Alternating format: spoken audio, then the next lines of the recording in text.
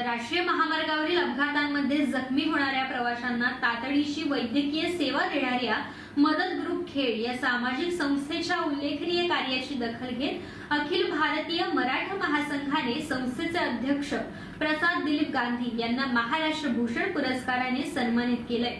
हा पुरस्कार जगद्गुरु नरेंद्राचार्य महाराज यांच्या हस्ते प्रदान करण्यात आला। यावेळी विनायक राऊत, सुभाष बने, भास्कर जाधव, शेखर निकम, किरण सामंत आणि मराठा महासंघाचे राष्ट्रीय अध्यक्ष दिलीप जगताप उपस्थित होते। गेल्या अनेक वर्षापासून मदत ग्रुप खेड राष्ट्रीय महामार्गावरती अपघातग्रस्तांना तातडीची मदत पुरवण्याचं कार्य करते।